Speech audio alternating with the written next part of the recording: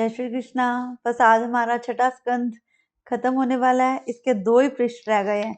ये हम पीछे पढ़ रहे थे चित्रकेतु की कथा की, कैसे जब अंगिरा ऋषि और नारद जी उनके घर पधारे थे और उन्होंने पुत्र के लिए कहा था और फिर उन्हें पुत्र की प्राप्ति भी हो गई, परंतु कुछ समय के बाद उन्हीं की सौतेली माता ने उनको विष दे दिया और उनकी मृत्यु हो गई। तब चित्रकेतु राजा इतने ज्यादा शोक में चले गए कि वो बार बार यही प्रार्थना करते गए। तब नारद जी उनके पास आए और उन्होंने उसको पुत्र को बुलाकर उसकी आत्मा से उनसे पूछा, लेकिन वह पुत्र तो उन्हें पहचानता ही नहीं था। वो कहता है कि मैं कितने जन्मों की कितने माता पिता याद रखूं। वो कहते हैं जब एक आत्मा छोड़ के चली जाती है तो वो आत्मा ये भूल जाती है कि वो पिछले जन्म में क्या थी, लेकिन कुछ संबंध ऐसे होते हैं जो हमें पिछले जन्मों के काटने पड़ते हैं। इसीलिए कहते हैं अगर किसी भी जन्म में तुम्हें श्री कृष्ण की प्राप्ति हो या तुम्हारा मन श्री कृष्ण के साथ जुड़ने लगे, तब ये समझ लेना कि शायद तुम्हारे मन में कुछ ऐसा हो गया है कि तुम श्री कृष्ण के साथ जुड़ रहे हो, तो तुम अपने अगले जन्मों के लिए सावधान हो रहे हो। वो कहते हैं कि हमें अपने रिश्तेदारों को, अपने मित्र जन के, अपने माता, अपने पिता, अपने पुत्र पर शोक नहीं प्रकट करना चाहिए, क्योंकि ना तो हम ये जानते हैं कि पिछले जन्म में कौन थे और आने वाली आत्मा भी हमें से नहीं मिलती। लेकिन एक बात अवश्य ध्यान रखनी चाहिए कि श्री कृष्ण हमें हर जन्म में मिलते हैं, इसलिए हमें अपनी आत्मा को श्री कृष्ण के साथ जोड़ना चाहिए। फिर उन्होंने पीछे ये भी बताया है कि पुत्र कितनी प्रकार के होते हैं। 4 प्रकार के होते हैं: शत्रुपुत्र, ऋणा बुद्धि, उदासीन पुत्र, सेवक पुत्र। और फिर उन्होंने बताया है कि जब मृत राजकुमार की जीवात्मा को लाया गया तो वह किसी को भी नहीं पहचानता था। और फिर उन्होंने बताया कि किस प्रकार उसके जाने के बाद जब उन्हें दिव्य ज्ञान की प्राप्त हुई तो चित्रकेतु का सारा शोक जाता रहा और वह नारद जी को बार बार शुक्रिया करने लगे। लेकिन वो इतने ज्यादा तपोगुण हो गए थे कि अब उनकी तपश्चर्या की भगवान का नाम का जब उनके मन में हमेशा के लिए एकाग्रित हो चुका था, उनके सारे पापों का क्षय हो गया और वे महाज्ञानी महासिद्ध राजा बने। एक दिन चित्रकेतु आकाश में विहार कर रहा था तो घूमता फिरता वह कैलाश धाम आया। वहां उन्होंने देखा कि पार्वती शिव जी की गोद में बैठी हुई है। ऐसा देखकर उनके मन में कुभाव जागा, क्योंकि ना तो वह उनके पीछे का कारण जानता था और ना ही उन्हें पता था कि ऐसा क्यों है। उन्होंने तो बस शिवजी और पार्वती को एक साथ देखा और देखा कि किस प्रकार पार्वती माता उनकी गोद में बैठी है। यही देखकर उसने उनकी निंदा कर दी, लेकिन जब पीछे का कारण उन्हें पता ही नहीं था तो यही निंदा उनके लिए सबसे ज्यादा दोषपूर्ण बन गई। वो कहते हैं जब तक तुम्हें कुछ भी पता नहीं है, तुम किसी के बारे में बात कर रहे हो। एक बात तो हमने बहुत आज तक सुनी है और पढ़ी भी है कि अगर हम किसी के बारे में कुछ नहीं जानते ना, तो हमें किसी को जज नहीं करना चाहिए, किसी की निंदा नहीं करनी चाहिए। देखो, जब कोई किस फॉर्म में होता है, किस फॉर्म में वो क्या क्या करता है, ये तो बस या तो उसका मन जानता है या वो जानता है, लेकिन हम कौन होते हैं किसी की निंदा करने वाले।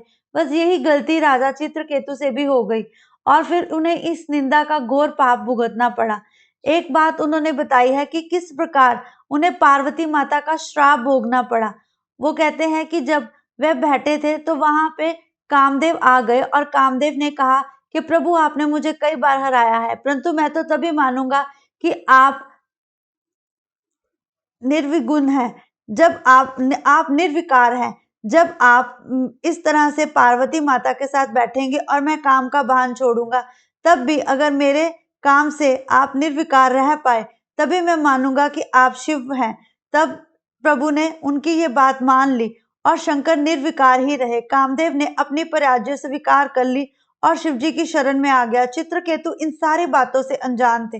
अंतः वह शिवजी की निंदा करते हुए बोले, भारी सभा में पत्नी को साथ लेकर बैठे हैं, ये कैसे शिव है। जब उन्होंने प्रभु की इतनी निंदा की तो प्रभु को तो कोई भी फर्क नहीं पड़ा, परंतु इसके भाव से पार्वती माता ने उन्हें श्राप अवश्य दे दिया और उन्हें कहा कि चित्रकेतु पार्वती माता से क्षमा याचना करने लगे। तो देवी ने कहा कि दूसरे जन्म में भी तुझे अनन्य भक्ति प्राप्त होगी और एक जन्म में तू दैत्य का रूप देकर धरती पर आएगा।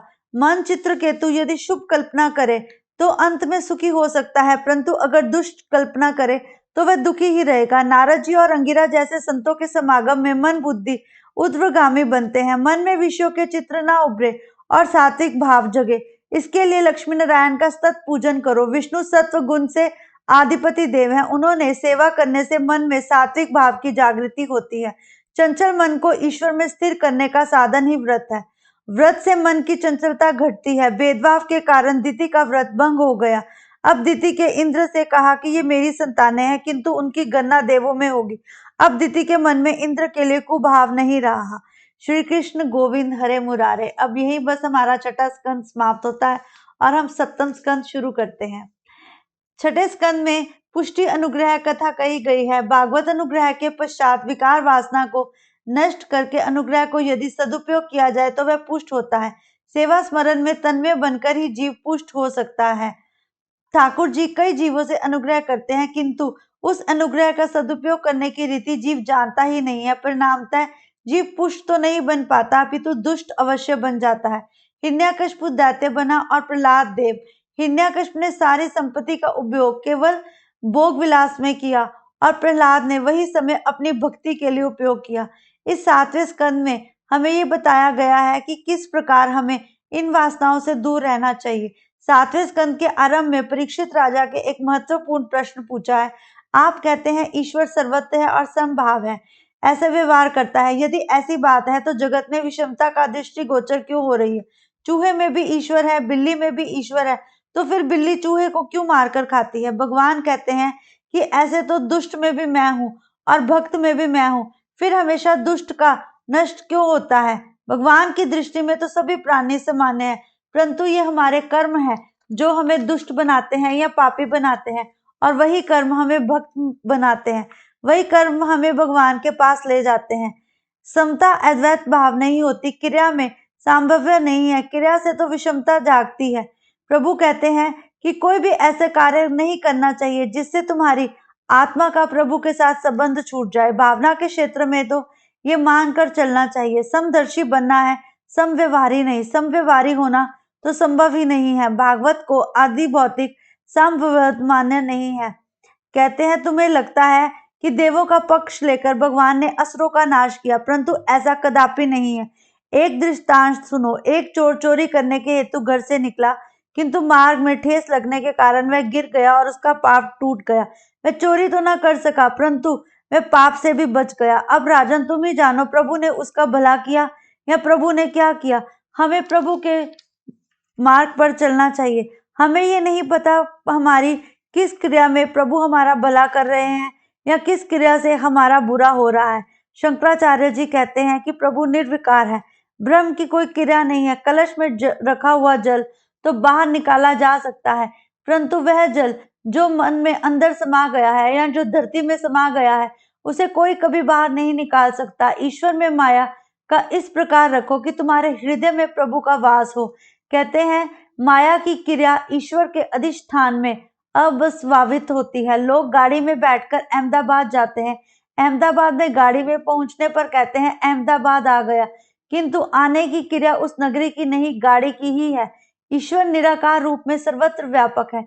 ईश्वर जिस स्थान पर रहते हैं तुम उस स्थान पर तो नहीं जा सकते, परंतु अपने हृदय से ईश्वर के उस रास्ते पर अवश्य जा सकते हो। आचार्य शंकर का मत है कि ईश्वर निष्क्रिय है, गाया के कारण ही उनमें क्रिया का भास होता है, पर वास्तव ऐसा नहीं है। अग्नि निराकार है, फिर भी जीव जब लकड़ी जलती है तो लकड़ी जैसा ही आकार अग्नि का भी हो जाता है। उपाधि के कारण आकार का भास होता है, परमात्मा का वास्तविक रूप निराकार है। महाप्रभु जी का सिद्धांत भी दिव्य है। वैष्णव मानते हैं कि ईश्वर की अक्रियात्मक बात बराबर है। ईश्वर क्रिया तो नहीं कर सकते, परंतु वे ये लीला अवश्य करते हैं। मैं करता हूँ, ऐसी भावना के बिना निष्काम भाव से जो क्रिया की जाए वही लीला है। केवल अन्य को सुखी करने की भावना से जो क्रिया की जाए वही लीला है। कृष्ण कहते हैं कि ईश्वर के सुख की इच्छा नहीं है, लेकिन फिर भी एक बात है, तुम ईश्वर को अगर दुख दोगे, ईश्वर की निंदा करोगे, तो फिर तुम्हारे भाव स्वयं ही मैले हो जाएंगे। कन्हैया चोरी तो करता है, परंतु इसमें भी गोपियों की भलाई छिपी है। वो कहते हैं कि ईश्वर कोई भी ऐसा कार्य नहीं करता जो कि तुम्हारे लिए अच्छा नहीं है। दोनों सिद्धांत सत्य है। ईश्वर निराकार है, ये बात भी सत्य है, लेकिन एक बात याद रखना, ईश्वर विषमता माया की है। यूं तो ईश्वर सम है, परंतु ईश्वर अधिष्ठान में माया क्रिया करती है। वो कहते हैं भगवान दैत्य को मारते हैं लेकिन उसका उद्धार करते हैं। जब कोई दैत्य का मृत्यु भगवान के हाथों होती है तो उसका उद्धार भी होता है। जीवन के उपभोग के लिए शरीर सर्जन की इच्छा जब भगवान करते हैं। राष्ट्रीय यज्ञ में प्रथम श्री कृष्ण की पूजा की जाती है। जो शिशुपाल का मान्य नहीं हुई, अंततः वे भगवान की निंदा करने लगे। वैसे तो भगवान लंबे अरसे तक निंदा सहते रहे, किंतु अंत में सुदर्शन चक्र से शिशुपाल का मस्तक उड़ा दिया। उसके शरीर में से बाहर आया हुआ आत्म तेज द्वारकाधीश में विलीन हो गया और उसे मुक्ति की प्राप्ति हुई। इस प्रसंग को देखकर युधिष्ठिर को आश्चर्य हुआ। उन्होंने नारद जी से पूछा कि भगवान ने शत्रुता होने पर भी शिशुपाल को सदगति क्यों प्राप्त करवाई। उन्होंने भगवान को गालियां दी थी, फिर भी वे नरक में क्यों नहीं गए। तब उन्होंने कहा कि जिसका अंत भगवान स्वयं करते हैं वह कभी भी नरकवासी नहीं होना चाहिए, परंतु भगवान तो स्वयं उसको अपने आप में लीन कर लेते हैं। नारद जी ने कहा, श्रवण करो राजन, परमात्मा किसी भी प्रकार से किसी का तन्मय नहीं होने देते। परमात्मा ने कहा है, जीव चाहे जिस किसी भाव से मेरे साथ तन्मय बने, मैं तो उसे अपने स्वरूप का ही दान करता हूँ। राजन, किसी से भी भेदभाव मत करो। जिस प्रकार भक्ति के द्वारा ईश्वर में मन लगाकर कई मनुष्य परमात्मा की गति को पा सकते हैं, वैसे ही काम, द्वेष, भय या स्नेह द्वारा भगवान से नाता जोड़ा जा सकता है। शिशुपाल आदि राजाओं ने द्वेष से, यादवों ने पारिवारिक संबंध से, अपने स्नेह और हमने भक्ति से अपने मन को भगवान से जोड़ लिया है। कुछ गोपियां कृष्ण को भजती हैं और कुछ गोपियां कृष्ण में अपने पति स्वरूप निष्काम भाव से उन्हें देखती हैं। लेकिन एक बात याद रखो, कृष्ण दोनों गोपियों से एक सा ही प्रेम करते हैं। कृष्ण हर उस मनुष्य से प्रेम करते हैं जो उनका चिंतन करता है, जो निष्काम भावना से उनको बचता है। अतः हर किसी व्यक्ति को चाहिए श्री कृष्ण से अपना नाता जोड़ ले। श्री कृष्ण ऐसे हैं, एक बार नाता जुड़ने पर किसी को नहीं छोड़ते। वे कहते हैं, जिस प्रकार तुम कहते हो ना कि आत्मा एक ऐसी है जो एक बार जब श्री कृष्ण से जुड़ जाती है तब उसका कभी भी बुरा नहीं हो सकता। नारद जी ने हिरण्यकशिपु और प्रहलाद की कथा का आरंभ किया। वे कहने लगे, दिति के दो पुत्र थे, हिरण्याक्ष और हिरण्यकशिपु। वाराह भगवान ने हिरण्याक्ष का वध किया। धर्मराज ने नारद जी से प्रार्थना की, प्रहलाद की कथा विस्तार पूर्वक सुनना चाहता हूँ। वे महान भागवत भक्त थे, फिर भी हिरण्यकशिपु उन्हें क्यों मारना चाहता था। नारद जी ने कहा, दिति वस्तुतः भेद बुद्धि है। भेद बुद्धि से हिरण्याक्ष और हिरण्यकशिपु ममता का अंधकार उत्पन्न होता है। जब मैं और मेरा बढ़ जाता है तब मनुष्य में अहंकार आता है। अहंकार को मारना कठिन है। विवेक से ममता का तो नाश हो सकता है, किंतु अहम भाव का नहीं। पर अर्पण करने वाला व्यक्ति मेरापन भी प्रभु को अर्पण कर दे तो फिर ठाकुर जी अवश्य उस पर कृपा करते हैं। अभिमान सभी को सताता है, रुलाता है, लेकिन मनुष्य का अभिमान कभी नहीं छूटता। जो मनुष्य किसी के अच्छे कार्यों की निंदा करता है, जो मनुष्य किसी के अच्छे कार्यों की प्रशंसा नहीं कर सकता, तो वह ये सोच ले कि उसके हृदय में कभी भी प्रभु वास नहीं करते। प्रभु हर उस प्राणी के हृदय में वास करते हैं जो दूसरों की प्रशंसा करता है, जो अच्छे कार्यों का साथ देता है, जो अच्छे कार्यों की में को भलाई में से देखता है, जो संसार की भलाई में अपना योगदान देता है। ऐसे मनुष्य की प्रभु हमेशा रक्षा करते हैं, क्योंकि अपने परिवार का पालन तो हर कोई करता है, अपने परिवार का पालन तो पशु पक्षी भी करते हैं, परंतु जो संसार के लिए कुछ करता है प्रभु उसे अवश्य प्रसन्न होते हैं। जो प्रभु की लीला का गुणगान करता है, प्रभु ऐसे भक्त पर बहुत खुश होते हैं। प्रभु कहते हैं, जो मेरा गुणगान करता है, अगर तुम उसे प्यार करो तो मैं भी तुमसे प्रेम करूंगा। जो मुझे बचता है, अगर तुम उसका कल्याण करो तो मैं भी तुम्हारा कल्याण करूंगा। जो मेरे लिए जीवित रहता है, तुम अगर उसकी जीविका में उसकी सहायता करो तो मैं भी तुम्हारी जीविका में तुम्हारी सहायता करूंगा। प्रत्येक इंद्रिय का मिलन जब परमात्मा के साथ नहीं हो पाता, तभी वह अहंकार कहलाता है। पुरुष ईश्वर स्मरण में तन्मय हो जाए और अन्य किसी भेद का अस्तित्व ना रहे तो अहंकार की मृत्यु अवश्य होगी। एक बात याद रखना, कुछ लोग ऐसे होते हैं, खास करके जैसा कि कलयुग में समय आ रहा है, प्रभु का भजन करने के लिए ही किसी के पास वक्त नहीं, बाकी सब कामों के लिए मनुष्य के पास समय है। मनुष्य अपना समय निंदा में तो गवाता है, परंतु प्रभु की भक्ति में नहीं। ज्ञान सुलभ है, किंतु जब तक अहं और ममता का नाश ना हो जाए तब तक ज्ञान शोभा नहीं देता। हिरण्यकशिपु ज्ञानी तो था, किंतु उसका ज्ञान अहं भाव से भरा हुआ था। हिरण्यकशिपु अन्य मानवों को तो ज्ञानोपदेश देता था, किंतु स्वयं यही सोचता था कि मैं अपने भाई के हत्यारे से कैसे बदला लूं। एक गृहस्थ के पुत्र की मृत्यु हो गई तो किसी साधु ने समय उपदेश दिया कि संसार तो मिथ्या है। कुछ दिनों के पश्चात उसी साधु की एक भैंस मर गई तो वह रोने लगा। ना जाने उसका ज्ञान कहाँ हवा हो गया। उस गृहस्थ ने वहां आकर साधु से पूछा, अब आप क्यों रो रहे हैं? साधु ने कहा कि वह पुत्र तो तेरा था, अतः मैंने तुझे उपदेश दिया, किंतु ये भैंस तो मेरी थी, अतः रो रहा हूँ। ऐसा ही कुछ आने वाले कलयुग में हो रहा है। जब किसी दूसरे के घर मृत्यु होती है तो मनुष्य को शोक नहीं सताता, परंतु वही मृत्यु जब अपने घर होती है तब मनुष्य की आंखें नहीं सूखती। यही बात मैं समझाना चाहता हूँ कि ये सबसे बड़ा पाप है। तुम्हें किसी के घर की मृत्यु को भी वैसे ही देखना चाहिए जैसे कि मृत्यु तुम्हारे घर होती है। तुम्हें तभी किसी को ज्ञान देना चाहिए जब वही ज्ञान तुम स्वयं को दे सकते हो। अगर तुम दूसरे को दुख में चुप होने का ज्ञान देते हो, दूसरों को दुख सहने का ज्ञान देते हो, तो पर वह ज्ञान पहले स्वयं को भी देना चाहिए। वैराग्य और भक्ति के अभाव से ज्ञान का अनुभव नहीं हो पाता। कोई व्यक्ति बातें तो वेदांत की करता है, ब्रह्म ज्ञान की करता है। कुछ लोग तो ये सोचते हैं कि भागवत भी केवल ब्रह्म ज्ञान है, लेकिन भागवत ऐसी नहीं है। भगवान भागवत तो श्री कृष्ण का वह हृदय है जिसको पढ़ने से और सुनने से हमारे हृदय का हर विकार दूर हो जाता है।